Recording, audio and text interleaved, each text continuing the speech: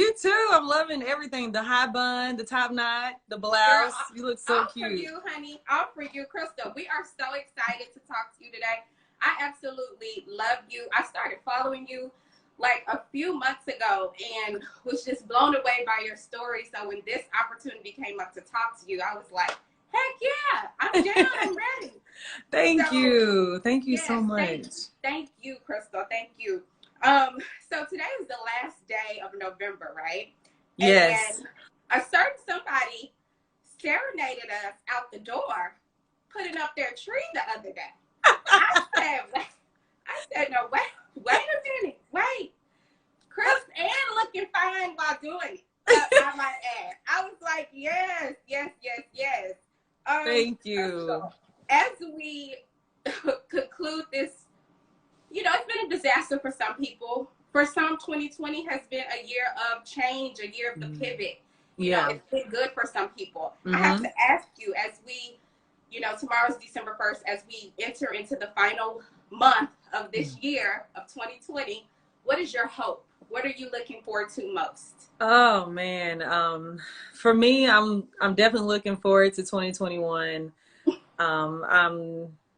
I just want to continue to keep growing. I want to continue to live out my purpose. I'm really excited about the direction that my life is going in now. And as you said, 2020 was hard for a lot of people, you know, and I think it just really challenged us. You know, it challenged us to really kind of dig deep and fix those things that we've neglected for so long due to real life, you know, just the hustle and bustle of real life. So I'm excited to just continue to grow for 2021. Definitely. Same here. I'm just ready for 2021. Like, let's bring it on in. Let's bring it in. And that tree was so bomb. That tree was, I mean, we're going to get into so many things. Okay. Yes. So, all right. So, Crystal, you're from Tennessee. Is that right? You grew up in Tennessee? What were your interests? What were your interests as a child? What were you into, you know, creatively or otherwise as a child? Yeah, growing up, my mother put me in the church choir at 5. At age 5, I started singing in the church choir.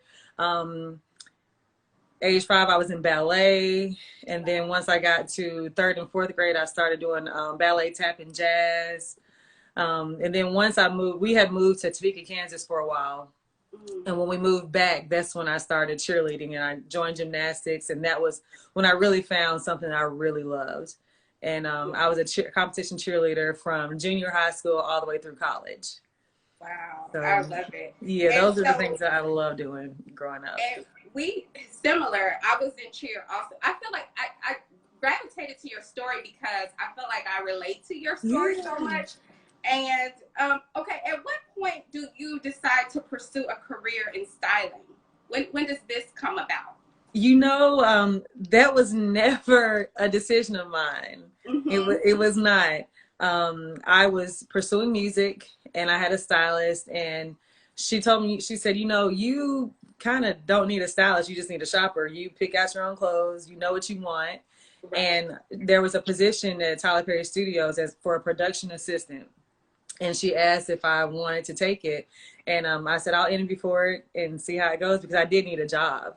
And I went there and I worked in the costume department and I started as a production assistant and I just loved it because it was another creative space for me. And I enjoyed it and I just worked my way up. And I was working on another film outside of Tyler Perry Studios when I got the call asking if I wanted to costume design. And the funny thing is I wasn't sure if I wanted that responsibility. You know, I wasn't sure if that was what I wanted. So I said, let me think about it. And most people would just jump at it, you know, but I needed time to think about it. And then about 2 or 3 months after I got that call and I ended up taking the position, that's when I ended up getting a call from Tyler Perry himself asking if I would help revamp his wardrobe. And from there, I became his stylist. Yeah. So it all kind of just took its place. Everything just kind of happened once I started working there. Were your career goals at that time music strictly based and you were just trying to do whatever it took to get that off the ground? Yes. I was really pursuing music and acting. So I was background on different movies, playing extra. I was doing anything I could do to get my foot in the door. And when that opportunity came about, I was like, you know, this is smart because I can still be a student of the game and I can pay these bills. So that's when I ended up making that choice to go ahead and it was just from when I went to school and then I graduated, I worked on Capitol Hill, and then to have to go all the way back down to the bottom, you know, like it's almost like you back to square one. So I had to really start all over again, and it was an humbling experience. Okay, it really was. This is the word, Chris. Okay, this is the word. This is when you preach to us. We have a little part in here where the gem is dropped, and we have to like linger on this gem. So you had to like start over to get to where you are. So I think that that's very important because so often, I've even been there myself, but so often people think, you know, it's just a straight shot to you do this, A, B, C, D, and it gets you. But it's not often, that's not often the way the journey plays out. Did you ever have doubts when you had to start over and pivot, if you will? Yeah, there were times that I definitely, I wouldn't say I doubted any, I didn't have any doubts, but it was more so times where I got a little, I would say more depressed and like, I was in a low space because I was just kind of, it was, when I say it was humbling because I had to really kind of really settle in that and understand that, okay, like this is what you're trying to do. And you feel like you have this degree, you have all this experience, and now you're going to get somebody's coffee, you know, and it's like, but you have to understand that's not beneath you, you know, to get to where you want to go. So I had to check myself. I would say that it was a moment where I really had to check myself. What advice would you give to those who are watching now who are in the same place and they are wanting to know, do I just give up? Because I'm not going to be getting nobody's coffee. It's not worth it. What advice would you share with them on, do they keep going or do they stop if they're in a position now where they're feeling like they're having to start all over? What advice would you give them? I would say for anyone who has super high expectations and dreams, you need to do all those jobs. Because once you get there, you will appreciate the person getting the coffee. You'll appreciate the person that's helping getting you dressed. You'll appreciate your makeup artist, your hairstylist. And if even today, I know what each person in my life, I know the weight that they carry. So I'm that much more supportive and grateful for them because I was once in their shoes. And I feel like it's so important to really do all the jobs so that you understand what it takes, and then you also know what you need to expect of your peers. That's a word. So you're working as a PA for Tyler Perry, and it was your friend who helped you to get that job, right? Is that right? Yes. Mm-hmm. Yeah. And I think that that's so important because there's this quote that's been going around about stick with a friend that'll bring up your name in a room full of opportunities. Yes. I don't think that that's the right thing, but it's similar to the person who will mention your name in a room full of opportunities. I think that that's so key and so important because oftentimes, especially in Hollywood, you'll, get there. You need help. People need help to get to where they're trying to go. And I think that that's important that your friend said, hey, look, you need to come and do this. And now look where you are today. Right? I mean, you had to do the work, but they just mentioned you. They mentioned the opportunity for you. Exactly. And that's so important. And the most important thing is to continue to pay that forward. Yes. So, just don't get in the position and then forget that there's other people that are trying to do the same thing you're trying to do in the same realm or world that you're trying to be in. So always remember to pay it forward. I think that's the most important lesson of that, is knowing that when people bring you on, it's all you need to turn back around and lift someone else up with you. A word. So you're a PA at Tyler Perry Studios. I just can't get this out of my mind. You're a PA at Tyler Perry Studios, and then you get the call from who? Who calls you to ask you to now be his stylist? Like, yes, I get the call from right. It was 2015, fall of 2015, and I was in Amsterdam on vacation. And and the funny thing is I was when he called me, I was breaking down the first script of the first movie that I was going to costume design, which ended up being, we ended up shooting that movie 3 years later, which was A Fall from Grace. that just came out earlier this year. Yes. So I was in my hotel room just relaxing, and I see a text pop up on my computer, and it says, "What are you doing in Europe?" And I'm like, who is this? And then I get a phone call from the same number, and I was like, who is this? He's like, it's Tyler Perry. And I was like, oh my God. Wait, Chris, so you didn't get a call? Because I've talked to like some of the other cast, and they'll say like somebody called or they got a call from this person, that person. You get the call from Mr. Perry himself. The man. The man. Oh, okay, continue. Yeah, so he called me and he said, hey, I wanted to know if you could help me revamp my wardrobe. And I was like, sure. And I said, asked him where he was, and he was in Los Angeles at the time. And the crazy thing about how God works is that I was flying back to Los Angeles from Amsterdam with a group of friends that I had gone with. And normally you fly from the East Coast when you go to Europe. So the fact that I was flying back to LA kind of really ordained that. And then another crazy thing is that the house that we were staying in was Tyler's first house. Had no idea. We got back there, and the chef was like, yeah, you know, this used to be Tyler Perry's house. I was like, what? What? Like, it God was is just in the midst. Yeah, it was crazy. Wow. So I was like, wow, that's crazy. And I told him, he was like, and when I told him, he said he's named the address. So I was like, yeah, that's it. And he was like, wow. But we talked. He said, just get your bearings together, get some rest, because he knew the time change was crazy. So I took 2 days to kind of get my bearings together, and I went to his house and we talked about it. I told him what ideas I had, and from there the rest was history. And I remember it never was verbalized until maybe a month or two later, and we were doing Jimmy, I think it was who's in New York? Fallon. We were doing Jimmy Fallon. Mm-hmm. And I was putting his shoes on, and I was like, so am I your stylist? Like, I didn't know what we were doing. Right. Like, are we dating or what? Am I your stylist? I was like, am I your, yeah, like, so what are we doing? Right. Clarity, please. Clarity, please. I need clarity. And he was like, yeah. And I was like, all right. And literally after that, the rest is history. So.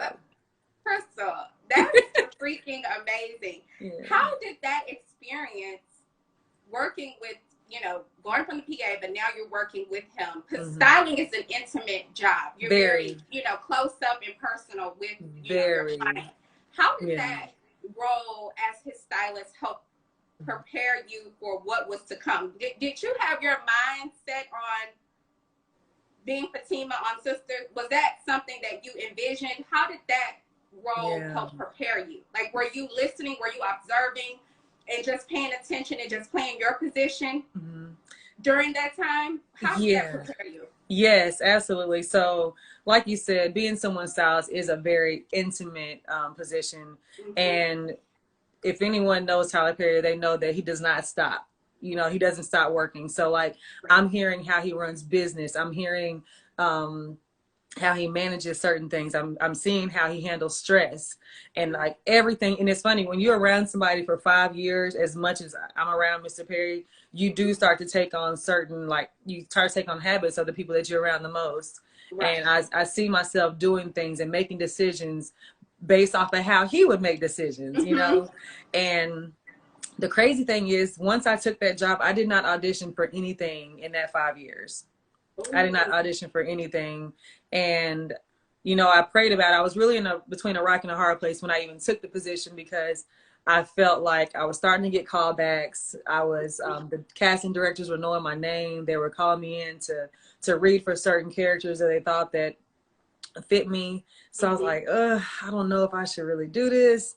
And once I prayed about it, I was like, you know what, just God, if he brought this opportunity to me, this isn't just something that I can really pass up easily. So let's try it, And within that 5 years, I didn't audition for anything. And when Sistas came about, I talked to Tyler about everything, about my relationships and all that. And and that's how he's giving you. Okay. So when Sistas came about and I was reading the scripts, I was like, "Ooh, this is good." And that was the first time within 5 years that I felt that urge to want to act again. And he was like, "You know what? I got something for you." And we talked about it, and I told him, I said, he never knew I wanted to act. That's the crazy thing. What? I never said anything to him about wanting to act. You know, I just felt like I played my part, you know, like I'm your stylist. That's what I'm here for. You know, this is what I chose to do. So this is what I'm going to give my 100% to.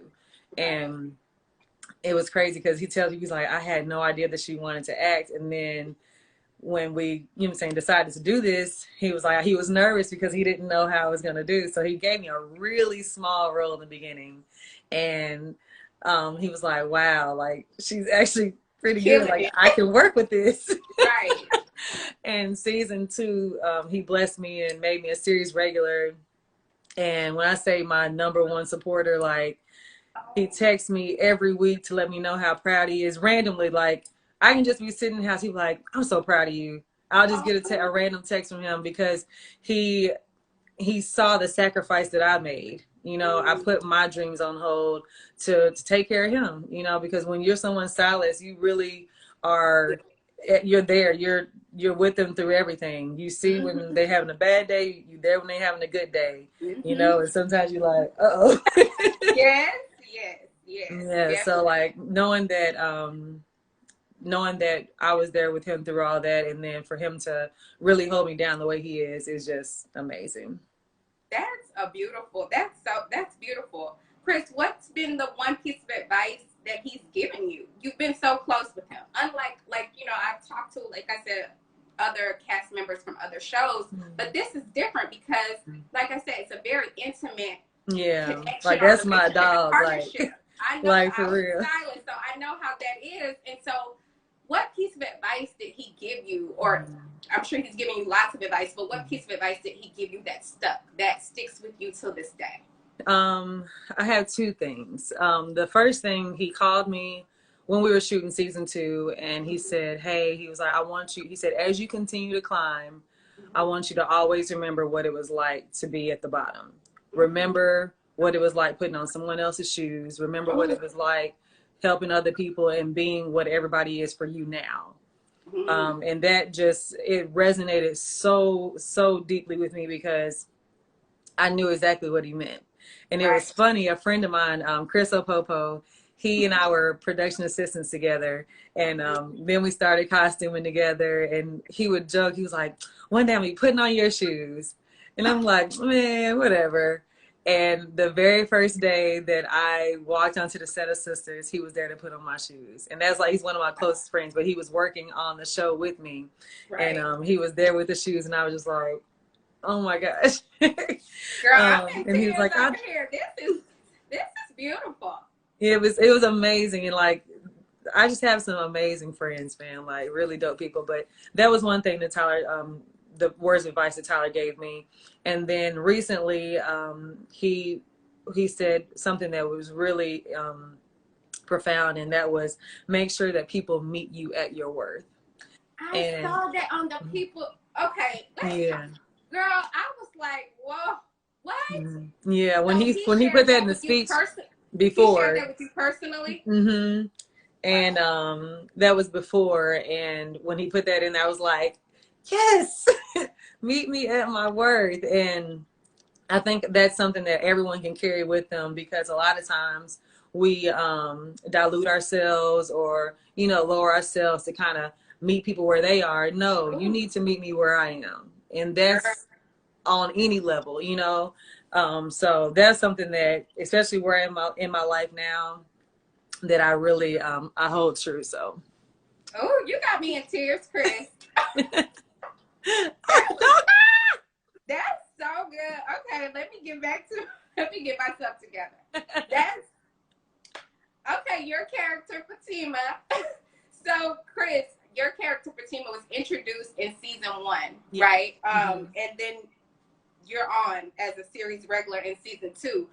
But did you audition? Talk to us about like that process of auditioning for this character. No, that's the thing. Like, I'm telling you, like, this was all God ordained. Like, literally, when I'm telling you, like, you get to a point where you stop trying to control everything in your life, and you're just like, God, just order my steps. Because I know, like, whatever it is that you got for me, I can't even imagine. And like, he just let him blow your mind, you know? So I got to a point where I was really like, you know, a lot of times when you're in dark spaces, you just tend to like go straight to you gravitate towards the Bible or whatever your, you know what I'm saying, source is. And I was reading, and it was the part of where the Lord's Prayer is. And it says that people will like start babbling off to God, like, God, do this, and I want this, and please do that, Lord, this. And it says, all you need to say is, thy will be done. Like, and just let him do it. Because a lot of times what you think is the best for you, God's like, girl, you short selling yourself. Stop it. Sit down somewhere. So I had to learn just to sit down and let him guide me and just practice excellence in every opportunity that he brought to me. So wow. Yeah. So when that came about, like just being around him was my audition. You know, he saw something, you know, me being myself was enough for him to be like, I want to give her a shot. So yeah. Girl, this is beautiful. Now, I didn't think I was going to be in tears. Now, this is, I mean, because, you know, it's just the fact that on the journey, it can get very, like, where you have the doubts, you know, where you are questioning, like you said, starting over. Is this the right thing to do? And, like, to see where, like you said, your audition was being with him, was taking that role as his stylist and doing that work. You know what I mean? Yeah. And it's a catch-22 because you have all these amazing actors that you're working with who have been auditioning and doing all this stuff all their lives trying to just land the gig, you know? And then it's like, guys like, here you go. And they looking at you like, so I really got to come with you. You know what I'm saying? Like, but that's more pressure on me because it's like, I have all these people who really, you know what I'm saying, auditioned and did everything to get to this point. Now I really got to like, they may be working at 100%. I got to work at 2,000. Right. You know, because it's that like, you have to really show up and show that, hey, I belong here too. We may have taken different paths, but I'm here and I deserve to be here. So. And you deserve to be there because season 2 is off the chain. Hello, somebody. And you are like the fan favorite. Your style. Oh my gosh. Talk to us about your character, Fatima. How are you two similar? And then talk to us about this character because I love her. I absolutely love. The body is banging. Hello, somebody. Thank you, sis. Talk to us about Fatima, Chris, and your character. How are you two similar, and how are you different? Yes, oh man. I feel like we're very similar in our loyalty. I'm the friend that's always gonna look out for my friends. We're different in the fact that I probably wouldn't pry as much as Fatima does into Andy's personal life. I allow my friends to really come to me when they have things, and I try to just be there for them in the way that they need me to be without them feeling like I'm pressuring them or in their business or prying too much. I like to, that's with anything in my life, I like to let things just happen organically. And let's see, I'm a free spirit, Fatima's a free spirit. One thing that I wish I was more like Fatima is how she just dates, you know what I'm saying? She gets to know people. And for me, it's like, I meet somebody, I'm like, I love you. I'm a hopeless romantic. So I wish that I could detach a little more and just really like, because I made a statement, like, I just, you know what I'm saying? Like, I don't want to be tied down, you know? And I feel like that's when you really get to know people, you know, instead of just like meeting somebody and being like, okay, this is it. But that's how I am. So if I could be a little more like Fatima, I'd be a little more open-minded and probably get to know people a little more. Did you expect for this character to like blow up the way it did? It's like, man, no, I didn't know what was going to happen because season 1, I really didn't I wasn't in there a lot. And it's funny, I had them send me my season 1 reel, and I was like, I really didn't do a lot. I was literally like going into the office. Yeah.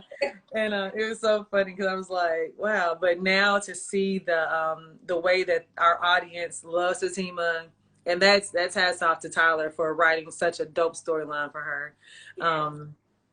It's all, you know what I'm saying, it's all in the writing, because if he didn't write for her like that, I'm not sure, because the audience really looks at the characters like real people, and Yeah, they like like, his oh, I art. don't like Yes. her. Like, they really be like on it, they're like, So I'm happy that my storyline is so dope, and it's refreshing. It's something that people want to see, and it's so many women relate to Fatima, and Yes. like they want a friend like Fatima. So it's just beautiful. I love it. I mean, I'm like, this girl here. I'm like, and then so, Chris, y'all went back to work this summer, right? And shot Yeah. season 2 Mm-hmm. during the pandemic.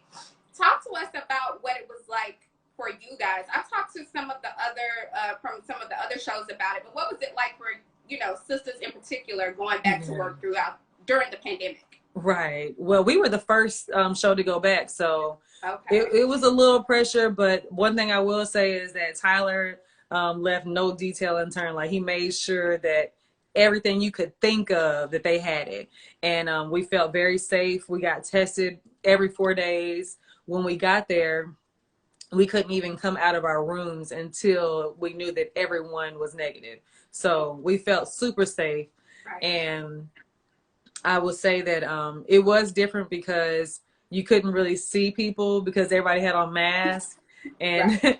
um, and we still had to try to maintain social distancing, except for the actors, because when we're acting, we have to actually be near each other. Mm-hmm. But he did everything in his power to make sure that even when we were unprotected without our masks, that we felt safe, because he made sure everyone else had on masks and shields, and we got it done. We moved fast. It was so hot. I think I probably slept for a whole week after we finished shooting. I was exhausted. Wow. And so for those who have not watched, I mean, I don't know what they're doing and what they're waiting on. For those who haven't watched season 2, yeah, we looking at y'all. Tell people why they should tune into this show. I absolutely love this show. I think that it's so needed, so relevant. Why should people tune in? Yes. You know what? Number one is representation. Yes. You know what I'm saying? We get to actually portray our lives. We get to let people know what we're really dealing with. It's so relatable. You got comedy, you got love, you got action, you got the drama. Every emotion that you need to feel, Sistas has it. Right. That's what I love about it. And it's lessons in it. You leave, and every week they're like, what's gonna happen next week? Like, right. They're ready. Like, I'm ready for this week. What can you tell us about this week? Any teasers? Can you give us the tease? This week. Without getting in trouble. Right. Well, I know that I'm getting a little closer, because I have to go to dinner with Andy and her friends. Right. So Fatima doesn't know any of them. She doesn't know the history. Like, we all know the history from watching season 1 with Zach and Karen. So it's gonna be interesting to see how things pan out. If Zach comes to dinner with me, I don't know what's gonna happen. So ooh. Okay, y'all gotta watch. That means y'all need to be tuned. I know I'm gonna be tuned in, but y'all need to be tuned in. Chris, will we ever get an album from you? You know what? I have. Here's the funny thing is, in 2000 and I guess it was 13, I put out an EP called Hello. Okay. And it's surfing the web somewhere. Somebody actually just hit me on Instagram 2 days ago and was like, are you the same Chris Renee that did the EP Hello? And I was like, wow. I was like, you a real day one. See, somebody else just said Baby D's World. Yeah, I had a song called that. I can't say it on the stream, but yeah, like, it was music is definitely a love of mine. I don't know if I won't say I won't do an album, but right now I'm really focused on acting, and I would love to do musicals. I love to sing, and I definitely want to do something with that. I'm not sure if I really want to be an artist, a music artist. So okay. And so what are you up to this last month of the year? Are you auditioning? What are you Where do you I go to? am. I've had so many auditions, and now I'm auditioning. Like, you know what I'm saying? I was auditioning before, and Right. then I took the break when I was working with Tyler, and now I'm back on the ground running. So I actually have an audition that's due next week. So I got to Wow. get started I'm on gonna be that. praying for that one. I'm gonna be praying Thank for that. you. Yeah. Thank you so much. And you wrote a script, is that right, during quarantine? I did. Yes, I wrote a TV show. So can you tell us about it? It's about this girl who I can't say too much yet. Okay, don't say I too need to get much. some things copywritten. But you will come back and talk to us about it, right? Yes, it's really good though. It's funny. It's because I'm lighthearted. I love funny, but it's got a little drama, but not too much. It's really lighthearted and fun. But I'm excited about it. I actually was writing it while we were in quarantine, and then I got so into it I had to stop and focus on Fatima. But it was a good escape for a while, just kind of step away from rehearsal so much and then step back into it. Do you ever provide like any, not notes, if you will, but like any like suggestions as to your character, Fatima, like in the way she would say certain things or in the way she would do certain things? Do you ever provide any suggestions, or you just Absolutely. Okay. Mm-hmm. And one thing that that Tyler's really great about is allowing us to really create our characters the way we see them, and then he'll give input if he sees that things need to be changed. But Right. it was funny because I worked on Capitol Hill, and my first job there was working the front desk. I was in the front office, so I was basically Fatima on Capitol Hill. So when he told me I Full was going to circle, be, right? listen, yes. So when he told me I was going to be working as a secretary, I was like, okay, let me just take, you know what I'm saying, real life and put that into the script. And I took it as, speak proper, you're around lawyers and all that. And he was like, well, so the first season I was very proper, like, Miss Barnes, you have a phone call from so and so, or would you need any coffee?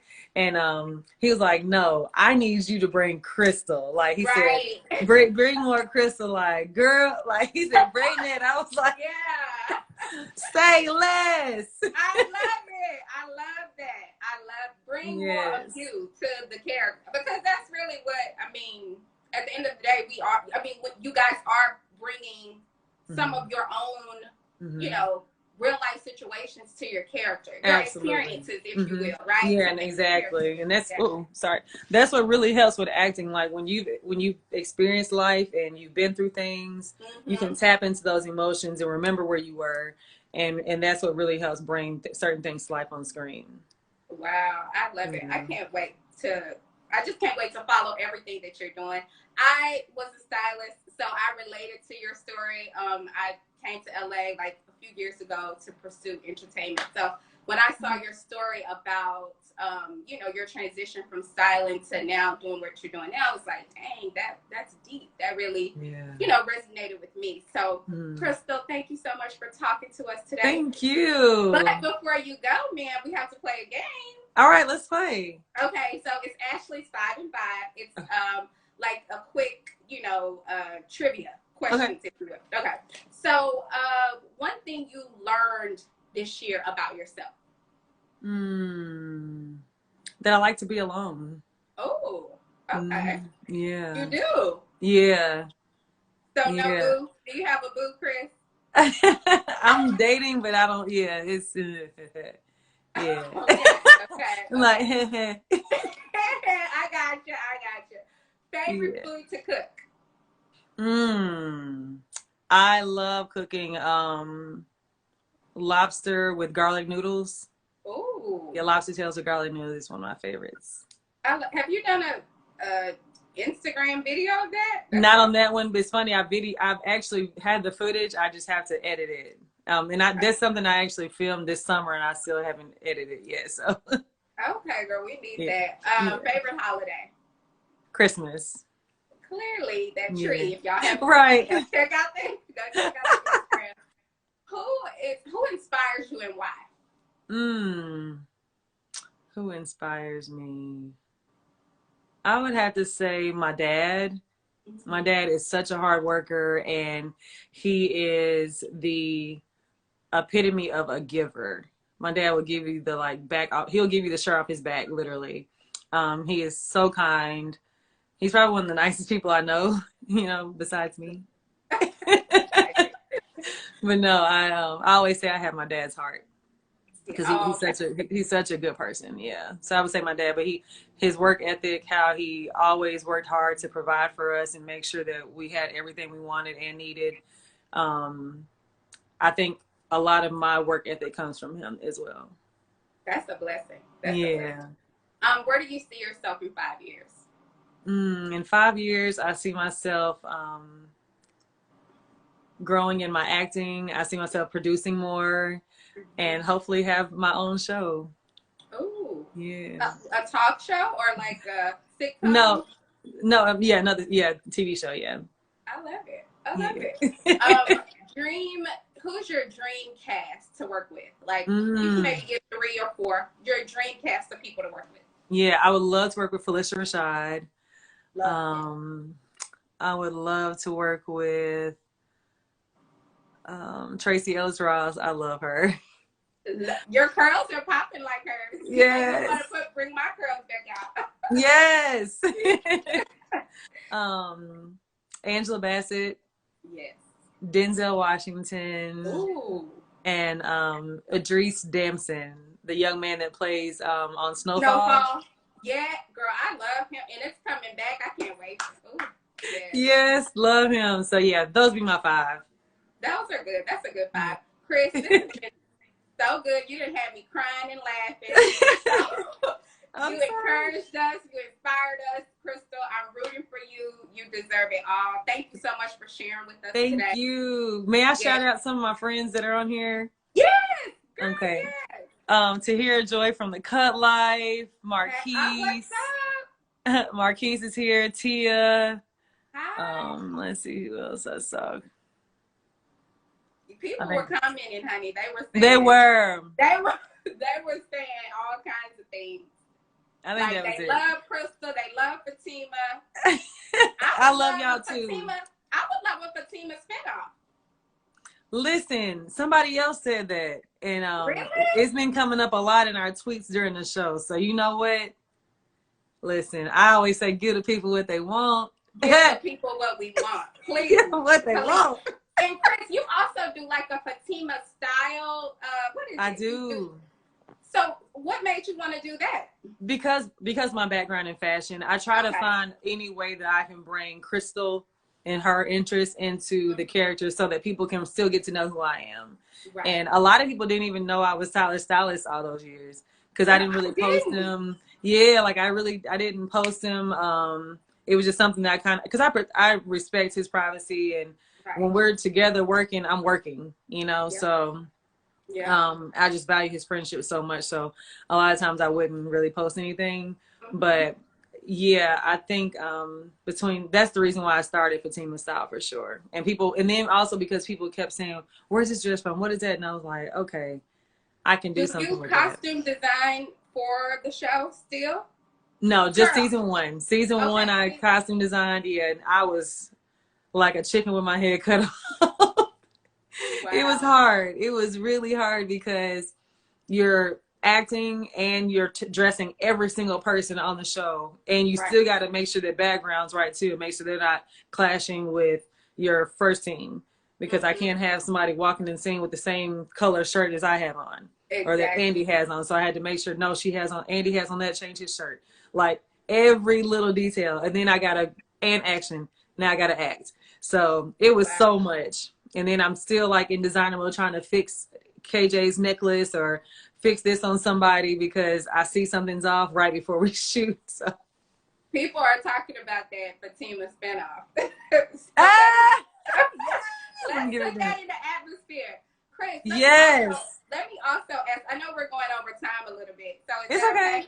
I'm good as long as you're good, yeah. Okay, I'm good. I just, my time, but if you're good, I'm good. Talk to us a little bit about, are you still pursuing fashion at all? Are you still doing anything with fashion, or are you just kind of pulling back from it and sharing your knowledge of what you learned, if you will?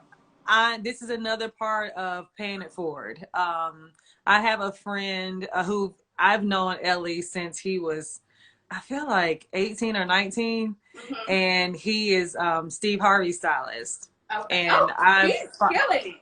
Killing it. Yes. Ooh. And I have followed him.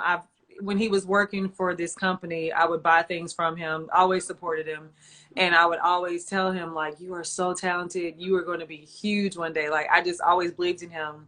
And when it came time for me to decide whether I was going to continue acting, continue styling or just full-time acting, Ellie was the first name that came up. And I couldn't be more proud. And I tell him all the time, I feel like a lot of times God puts me in places just to hold the space for someone else. Yeah. So that when my other window opens, I can be like, come on. Come on. Yeah. You know, talk about paying it forward. That's what it's about. Yeah, that's what it's about. So he is now Tyler's stylist. And then another young man that has been my supervisor for the shows is assisting styling Tyler, and that's Herman Robinson. So super proud of them. But I feel like a lot of times you had to make a bold choice. And for me, I could have stayed and kept that position of styling Tyler and trying to pursue acting.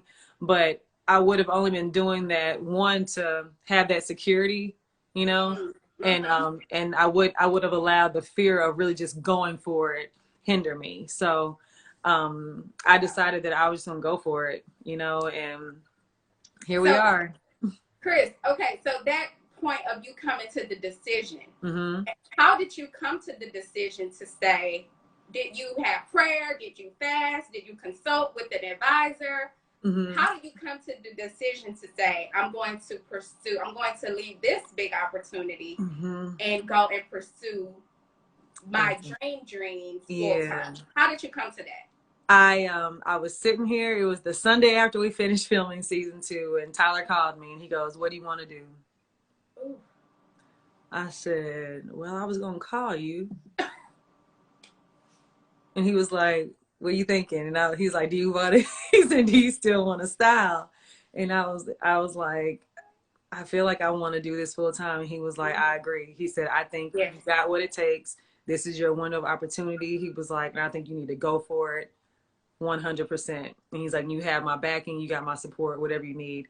And to know that, I think made the decision a little easier, but it's still that fear of, okay, now I'm going out into the world, trying to get back in graces with these casting directors, auditioning, and here comes the rejection again, you know? Like, you're not always going to get the call back. You're not always going to get the part, you know? So I think the blessing in it is that I have a job, you know, and that I'm not fighting this battle with nothing to back me up. You know what I'm saying? Right. So that's the beauty in it. And that's just another example of God's grace. Like, I'm telling you, I can't take responsibility for anything. All I can say is I put in the work, you know? Ooh, but I can't take responsibility of how things panned out and how they happened. Right. If that makes sense.